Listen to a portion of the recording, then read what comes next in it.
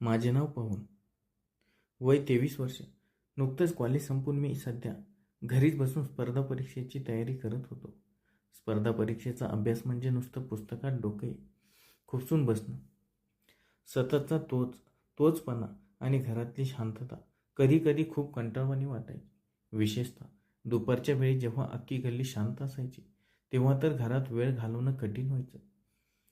आमच्या शेजारी लता काकू राहायच्या. त्या आणि त्यांची मुलगी श्यामल माझ्याच वयाची होती. दिसायला एकदम साधी, शांत, पण तिच्या चेहऱ्यावर एक वेगळं तेज होतं जे कोणाचंही लक्ष वेधून घेईल. ती कॉलेजला जायची आणि मी माझ्या अभ्यासात असायचो. त्यामुळे लहानपणापासून शेजारी राहूनही आमच्यात कधी फारसं बोलणं झालं नव्हतं. कधी गॅलरीत किंवा जिन्यात समोरासमोर आलं तर ती एक छोटासा औपचारिक सुस्कारा टाकून हसायची आणि मीही मान डोलवून पुढे निघून जायचो. बस तेवढाच काय तो आमचा संबंध होता. पण माझ्या मनात कुठेतरी तिच्याबद्दल एक सुप्त आकर्षण नक्कीच होतं. त्या दिवशी मे महिन्याची कडक दुपार होती. बाहेर ऊन इतकं तीव्र होतं की रस्त्यावर सामसूम झाली होती. वारा अगदी संत वाहत होता आणि घरातल्या पंख्याखाली बसूनही मला अभ्यासाच्या पुस्तकातील एकही ओळ डोक्यात शिरत नव्हती. मी वैतागून पुस्तक बंद केलं आणि बेडवर आडवा झालो. विचार करत होतो की चहा करावा आणि थोडा फ्रेश व्हावं. तेवढ्यात अचानक आमच्या मुख्य दरवाजाची बेल वाजली. या भर दुपारी कोण आलं असेल या विचाराने मी आळस देत उठलो आणि दरवाजा उघडला.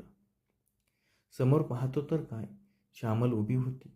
तिच्या हातामध्ये एक रिकामी काचेची वाटी होती. उन्हामुळे तिचा गोरा चेहरा थोडा गुलाबी झाला होता आणि तिच्या कपाळावर घामाचे लहान थेंब चमकत होते. तिने घरगुती सुती कुर्ती घातली होती ज्यामध्ये ती नेहमीपेक्षा खूपच वेगळी आणि सुंदर दिसत होती. मला अचानक समोर पाहून ती थोडी संकोचली. तिने तिचे केस कानामागे सारले, जे तिच्या सवयीचं असावं.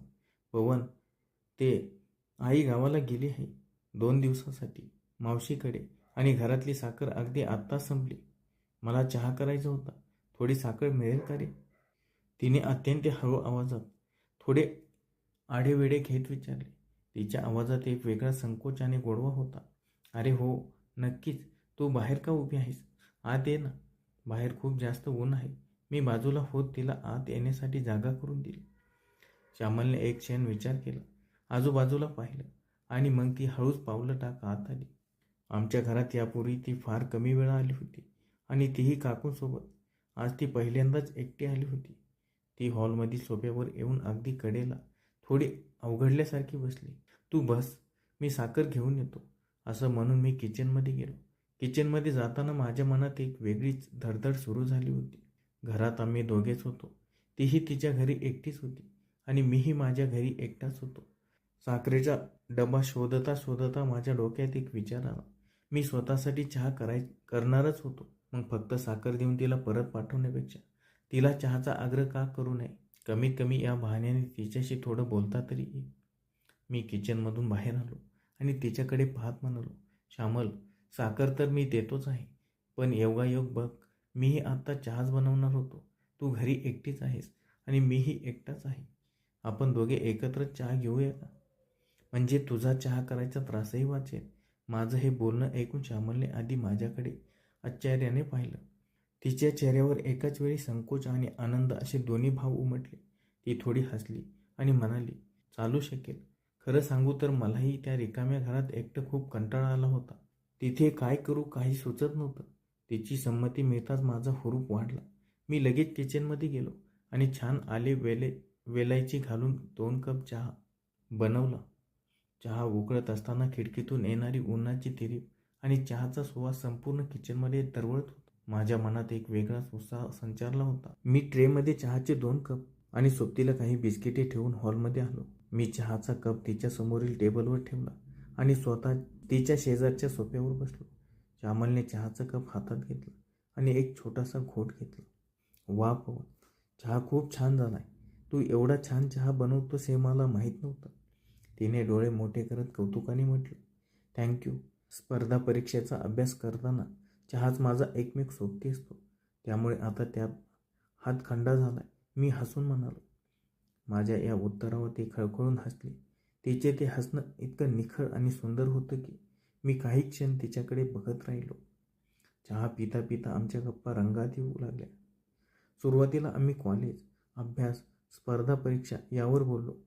पण हळूहळू संकोचाची भिंत पितळू लागली आणि गप्पा वैयक्तिक आवडीनिवडीवर आल्या.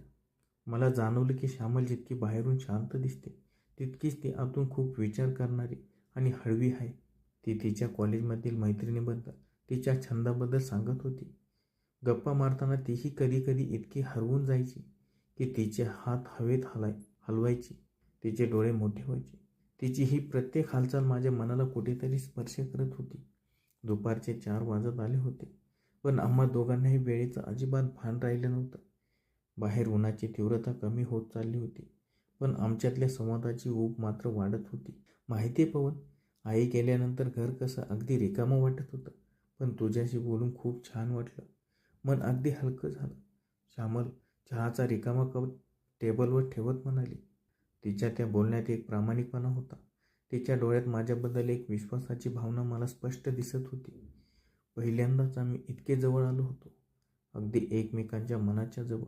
ती दुपार आमच्यासाठी केवळ एक चहाची भेट राहिली नव्हती, तर एका नव्या हळूवार नात्याची ती सुरुवात होती. त्या पहिल्या भेटीनंतर माझ्या मनात एक वेगळीच खळबळ उडाली होती. रात्री झोपतानाही माझ्या डोळ्यासमोर श्यामलचा तो हसरा चेहरा, तिचं ते कानामागे केस सारणं आणि तिचा तो गोड आवाज फिरत होता. मी कितीतरी वेळ छताकडे बघत विचार करत होतो की इतकी वर्ष आम्ही एकमेकांच्या शेजारी राहत होतो, मग आधी आमचं असं बोलणं का नाही झालं? कदाचित देवालाच आमची ही भेट या विशिष्ट वेळी घडवून आणायची असावी. दुसऱ्या दिवशी सकाळी उठल्यापासून माझं लक्ष अभ्यासात अजिबात लागत नव्हतं. माझं मन पुन्हा पुन्हा शेजारच्या घराच्या दाराकडे आणि गॅलरीकडे धाव घेत होतं. लता काकू अजून गावाहून आल्या नव्हत्या, म्हणजे श्यामल आजही एकटीच होती. दुपारची ती शांत वेळ झाली. साधारण 3च्या सुमारास मी हॉलमध्ये बसून पुस्तक चाळत होतो, पण डोळ्यात मात्र विचाराचं चक्र चालू होतं. तेवढ्यात माझ्या हातातील मोबाईल व्हायब्रेट झाला. स्क्रीनवर एक अनोळखी नंबर होता, पण खाली मेसेज वाचताच माझ्या चेहऱ्यावर हसू आलं. मेसेज होता, पवन, मी श्यामल. काल चहाच्या वेळी तुझा नंबर घेतला होता, तोच हा. इथे घरी खूप बोर होते रे, एकटं अजिबात करमत नाही. तुझ्याकडे वाचायला काही चांगली पुस्तके किंवा कादंबरी असेल तर देशील का प्लीज? मी मेसेज वाचला आणि माझ्या हृदयाचे ठोके एकदम वाढले. मला जणू काहीतरी हवं तसंच मिळालं होतं. मी लगेच माझ्या कपाटाकडे गेलो. माझ्याकडे मराठीतील काही खूप सुंदर, भावनिक आणि प्रेमकथांच्या कादंबऱ्या होत्या. मी त्यातली 2-3 उत्तम पुस्तके निवडली. स्वतःला आरशात पाहिलं, केस नीट केले आणि एक दीर्घ श्वास घेऊन तिच्या घराच्या दिशेने निघालो. तिच्या दारापाशी पोहोचलो तर दरवाजा पूर्ण कडी लावलेला नव्हता. तो हलकासा अर्धवट उघडाच होता. मी हळूच दारावर थाप मारली आणि आत डोकावून पाहिलं. श्यामल हॉलमध्ये सोफ्यावर बसली होती. तिच्या कानात इयरफोन्स होते आणि ती मोबाईलमध्ये काहीतरी पाहत गाणी ऐकत होती. तिने आज हलक्या आकाशी रंगाचा पंजाबी ड्रेस घातला होता. तिचे मोकळे केस तिच्या पाठीवर आणि खांद्यावर पसरले होते. ती अत्यंत सुंदर आणि निष्पाप दिसत होती. मी आत येत हळूच म्हणालो, श्यामल. तिने दचकून वर पाहिलं आणि मला पाहताच तिच्या चेहऱ्यावर एक स्वर्गीय आनंद पसरला. तिने घाईघाईने कानातले इयरफोन्स काढले आणि उठून उभी राहिली. अरे पवन, ये ना, आत ये. मी तुझाच मेसेज येईल असं वाटत होतं. तू तर थेट पुस्तक घेऊनच आलास. ती हसून म्हणाली. हो, म्हटलं मेसेज टाईप करण्यापेक्षा पुस्तक घेऊन स्वतःच आलेलं बरं. हे घे, ही खूप छान पुस्तके आहेत, तुला नक्की आवडतील. मी तिच्या हातामध्ये पुस्तक देत म्हणालो, थँक्यू सो मच. तू आलास हे खूपच चांगलं झालं. खरं सांगू तर मला या घरात एकटं खायला उठत होतं. असं म्हणत तिने मला सोफ्यावर बसायला सांगितलं. मी सोफ्यावर बसलो आणि तीही माझ्या शेजारीच येऊन बसली. पण आज आमच्यात कालच्यासारखा अंतर राखण्याचा संकोच नव्हता. आम्ही थोडे जवळ बसलो होतो. आम्ही सुरुवातीला त्या पुस्तकाबद्दल बोलू लागलो, पण हळूहळू गप्पांचा रोख वाढला. गप्पा मारता मारता श्यामल थोडी शांत झाली. तिच्या चेहऱ्यावरची ती मगाशी असलेली चंचलता कुठेतरी गायब झाली होती. तिने एक दीर्घ सुस्कारा सोडला आणि तिची नजर जमिनीकडे वळवली. काय झालं श्यामल? अचानक एवढी शांत का झालीस? मी काळजीपोटी विचारलं. तिने माझ्याकडे पाहिलं. तिच्या डोळ्याच्या कडा थोड्या ओल्या झाल्या होत्या. ती अत्यंत हळव्या आवाजात म्हणाली, काही नाही रे पवन, कधी कधी ना मला खूप एकटं वाटतं. आई आहे माझी, ती खूप काळजी घेते माझी, पण तिच्याशी मी मनातील प्रत्येक गोष्ट शेअर नाही करू शकत. कॉलेजातही खूप मैत्रिणी आहेत, पण त्या फक्त हसण्या दिखळण्यापुरत्या. मनातलं दुःख किंवा भीती कोणासमोर उघडी करावी असा हक्काचा माणूस माझ्या आयुष्यात कोणीच नाही. काल तुझ्याशी बोलून मला पहिल्यांदा असं वाटलं की कोणीतरी मला समजून घेणार आहे. तिला असं रडवेली झालेली पाहून माझं मन पुरतं हेलावलं. तिच्या डोळ्यातलं ते साचलेलं पाणी मला सहन झालं नाही. मी कोणताही विचार न करता अत्यंत नैसर्गिक भावनेने माझा हात पुढे केला आणि तिचा नाजूक हात माझ्या हातामध्ये घेतला. माझा स्पर्श होताच श्यामलने एक लहानसा श्वास घेतला, पण तिने तिचा हात मागे घेतला नाही. उलट तिने तिच्या बोटांनी माझ्या हाताला हलकीशी पकड दिली. मी तिच्याकडे अत्यंत मायेने पाहत म्हणालो, श्यामल, आज नंतर कधी स्वतःला एकटं समजू नकोस. मी आहे ना तुझ्यासोबत. तुझ्या मनातील प्रत्येक गोष्ट ऐकायला, तुझ्या सुखात आणि दुःखात सोबत द्यायला. मी नेहमीच तुझ्या पाठीशी असेल. तू माझ्यावर पूर्ण विश्वास ठेवू शकतेस. माझं हे वाक्य श्यामलच्या डोळ्यातून एक अश्रूचा थेंब तिच्या गालावर घसरला. पण त्या अश्रूत दुःख नव्हतं, तर एक प्रकारचं समाधान होतं. तिने तिची नजर वर केली आणि थेट माझ्या डोळ्यात पाहिलं. आमच्या दोघांच्या नजरा एकमेकांमध्ये गुंतल्या. त्या क्षणी मला जाणीव झाली की आमच्यातील नातं आता फक्त शेजाऱ्याचं राहिलं नव्हतं. त्या शांत उबदार दुपारी, त्या बंद खोलीत आमच्या मनात एकमेकांबद्दलचं जे सुप्त आकर्षण होतं, ते आता एका तीव्र रोमॅन्टिक आणि भावनिक ओढीत बदलू लागलं होतं. आमच्या श्वासाची गती वाढली होती आणि आम्हा दोघांनाही एकमेकांच्या अस्तित्वाची तीव्र जाणीव होत होती. हॉलमध्ये कमालीची शांतता पसरली होती. फक्त घराबाहेरून येणारा झाडांच्या पानांचा हलका सळसळाट आणि आमच्या खोलीतील पंख्याचा संत आवाज येत होता. श्यामलचा हात अजूनही माझ्या हातात होता. तिचा हात कमालीचा मऊ आणि उबदार होता. आम्ही दोघंही एकमेकांकडे पाहत होतो, पण आमच्यात आता शब्दाची गरज उरली नव्हती. आमचे श्वास एकमेकांच्या गतीशी जुळून घेत होते. तिच्या डोळ्यात माझ्याबद्दलची ओढ मी स्पष्टपणे वाचू शकत होतो. ते एका क्षणात जगातील इतर सगळ्या गोष्टी आमच्यासाठी पुसट झाल्या होत्या. फक्त मी आणि श्यामल दोघंच त्या विश्वात होतो. मी हळूच, अगदी संत गतीने तिच्या आणखी जवळ सरकलो. माझ्या ह्या हालचालीमुळे श्यामलने तिची नजर हलकीशी खाली वळवली. तिच्या गोऱ्या गालावर एक कमालीची लाली पसरली होती, जी तिच्या सौंदर्याला आणखीच खुलवत होती. ती थोडी शहारली होती, पण तिच्या शरीराची भाषा सांगत होती की तिला माझे हे जवळ येणं हवेसे वाटत होते. तिच्या मनात कोणतीही भीती नव्हती, तर फक्त एक समर्पण भावना होती. मी माझा डावा हात हळूच वर उठवला आणि माझ्या बोटांनी तिच्या चेहऱ्यावर रेंगाळणारी केसाची एक बट अलगद मागे केली. माझा हाताचा स्पर्श तिच्या मऊ गालाला झाला आणि त्या स्पर्शासाठी श्यामलने तिचे डोळे मिटून घेतले. तिच्या पापण्या हलकेच थरथरत होत्या. त्या एका स्पर्शाने आमच्या दोघांच्याही अंगावर एक रोमांच उभा राहिला. तिने तिच्या हाताची पकड माझ्या हातावर आणखी घट्ट केली, जणू ती मला सांगत होती की पवन, मला सोडून जाऊ नको. श्यामल, मी अत्यंत हळू, अगदी तिच्या कानाजवळ जाऊन तिचं नाव उच्चारलं. माझा आवाजही त्या भावुकतेमुळे थोडा जड झाला होता. तिने मिटलेल्या डोळ्यांनीच एक दीर्घ श्वास घेतला. तिच्या अत्तराचा आणि तिच्या श्वासाचा एक गोड मादक सुगंध मला जाणवत होता. ती हळूच म्हणाली, पवन, मला खूप छान वाटतं रे. असं वाटतं की हे जग असंच थांबून जावं. या क्षणाला मला स्वतःला विसरून जायचं आहे. तिच्या या शब्दांनी माझ्या मनातील प्रेमाची भावना आणखी तीव्र केली. मी न राहून माझे ओठ तिच्या कपाळावर टेकवले. तो एक अत्यंत पवित्र, नितांत सुंदर आणि भावनिक क्षण होता. माझ्या ओठांचा स्पर्श तिच्या कपाळावर होताच श्यामलच्या मनातील सर्व संकोच गळून पडला. तिने तिचे दोन्ही हात पुढे केले आणि मला घट्ट मिठी मारली. तिचा चेहरा माझ्या छातीवर विसावला. मला तिच्या हृदयाचे वाढलेले ठोके माझ्या छातीवर स्पष्टपणे जाणवत होते. मीही माझे हात तिच्या पाठीवर ठेवले आणि तिला स्वतःजवळ ओढून घेतले. त्या मिठीमध्ये एक वेगळं सुख होतं, एक असं परम सुख ज्यामध्ये अश्लीलता नव्हती, तर दोन जीवाचे एकमेकांबद्दलचे निष्पाप प्रेम, आदर आणि ओढ होती. आम्ही दोघंही एकमेकांच्या मिठीत पूर्णपणे हरवून गेलो होतो. काही वेळ असाच गेला. त्या शांत उबदार दुपारी आम्ही दोघे सोफ्यावर एकमेकांना बेलगून बसलो होतो. मी हळूच तिचा चेहरा वर केला. तिने तिचे सुंदर डोळे उघडले. तिच्या डोळ्यात आता एक वेगळी चमक होती.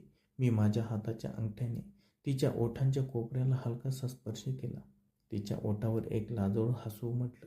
मी हळूच पुढे झालो आणि माझ्या ओठांनी तिच्या गालावर एक अतिशय प्रेमळ आणि हळूवार चुंबन घेतलं.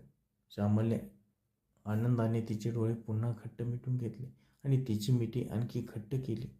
तिच्या पाठीवरून माझा हात फिरवत असताना तिला एक कमालीची सुरक्षितता जाणवत होती. आजवर आम्ही ज्या भावना मनाच्या कोपऱ्यात दडवून ठेवल्या होत्या त्या सर्व आज मुक्तपणे वाहू लागल्या होत्या. तो प्रसंग अत्यंत रोमॅन्टिक, भावनिक आणि आमच्या दोघांच्या मनाला तृप्त करणारा होता. त्या बंद खोलीत, त्या शांत दुपारी एकमेकांच्या अस्तित्वाचा घेतलेला तो आनंद आमच्या आयुष्यातील सर्वात मोठा आणि परमसुखाचा क्षण ठरला होता. आम्ही कितीतरी वेळ तसेच एकमेकांच्या कुशीत शांत बसून राहिलो, जणू काही निसर्गाने आमच्या प्रेमाला आपली मूक संमती दिली होती. वेळ कोणासाठीच थांबत नाही. अगदी अशा परमसुखाच्या क्षणीसुद्धा हळूहळू खोलीच्या खिडकीतून येणारा उन्हाचा कडक पिवळा रंग कमी होत गेला आणि त्याची जागा एका शांत सोनेरी सायंकाळच्या प्रकाशाने घेतली. खोलीच्या भिंतीवर पडलेल्या सावल्या आता लांब झाल्या होत्या. बाहेर पक्ष्याचा किलबिलाट सुरू झाला होता, जो संध्याकाळ झाल्याची जाणीव करून देत होता. मी आणि श्यामल अजूनही तसेच एकमेकांच्या जवळ बसून होतो.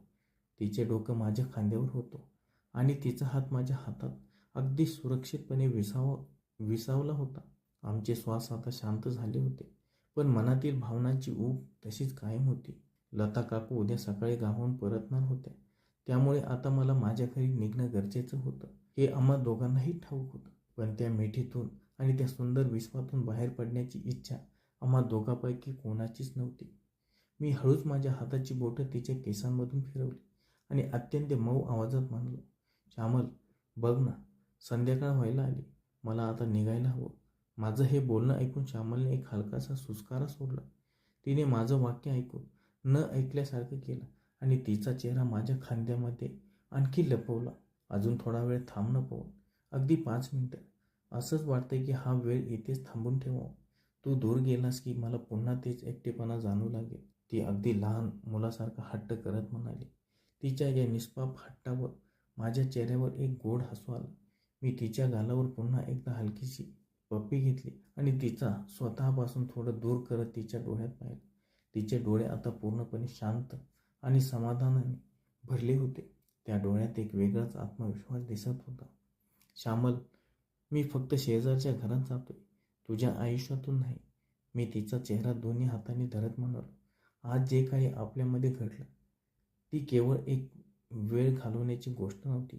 माझ्या मनात तुझ्याबद्दल खूप आधीपासून एक जागा होती, जिला आज योग्य दिशा मिळाली. मला तुझ्याशी हे नातं फक्त लपून छपून ठेवायचं नाही. माझं हे बोलणं ऐकून श्यामलने तिच्या मोठ्या डोळ्यांनी माझ्याकडे अचंबित होऊन पाहिलं. म्हणजे तुला काय म्हणायचं आहे पवन? तिने उत्सुकतेने विचारलं. मला सांगायचं आहे की उद्या काकू आल्या की मी लगेच नाही, पण योग्य वेळ पाहून आपल्या नात्याबद्दल आधी माझ्या आईशी आणि नंतर तुझ्या आईशी म्हणजेच लता काकूंशी बोलेल. मला तुझ्याशी आयुष्यभराचं नातं जोडायचं आहे. मला तुझा हात नेहमीसाठी माझ्या हातात हवा आहे. मी अत्यंत गंभीर आणि प्रामाणिकपणे माझे विचार तिच्यासमोर मांडले. माझं हे आश्वासन ऐकता श्यामलच्या डोळ्यात एकदम आनंद अश्रू तरळले. तिला कदाचित अपेक्षा नव्हती की मी इतका पुढचा विचार करेन. मुलींना नेहमी अशाच एका विश्वासाची आणि सुरक्षिततेची गरज असते, जी तिला माझ्या शब्दांमध्ये मिळाली होती. तिने काही न बोलता पुन्हा एकदा मला अत्यंत घट्ट मिठी मारली. या वेळच्या मिठीत एक वेगळाच आदर आणि कृतज्ञता होती. मी हळूच उठलो. तिने दिलेली पुस्तक टेबलवर व्यवस्थित ठेवली. श्यामल मला दारापर्यंत सोडायला आले. दारात उभी असताना तिने तिचा तोच नेहमीचा कानामागे केस सावरण्याचा गोड हावभाव केला, जो मला अत्यंत प्रिय होता. मी तिच्याकडे बघून हसलो आणि हळूच आमच्या घराच्या दिशेने पाऊल टाकले. मी माझ्या घरात आलो आणि सोफ्यावर बसलो. घर जरी शांत असलं तरी माझं मन मात्र आनंदाने गात होतं. शेजारच्या काकू घरी नसताना सुरू झालेली एक साधी साखरेची मागणी आम्हाला एका अशा सुंदर भावनिक वळणावर घेऊन येईल याचा मी कधी स्वप्नातही विचार केला नव्हता. ती शांत दुपार, आमच्यातील तो हळवा संवाद, तो पवित्र स्पर्श आणि एकमेकांच्या मिठीत मिळालेला तो परम सुखाचा आनंद, या सर्व गोष्टी माझ्या आयुष्यातील सर्वात मौल्यवान आठवणी बनल्या होत्या. आम्हाला आमच्या प्रेमाची दिशा मिळाली होती आणि आता आम्ही दोघंही एका सुंदर भविष्याची स्वप्न पाहत होतो. एका नव्या नात्याच्या प्रवासाला निघालो होतो. धन्यवाद.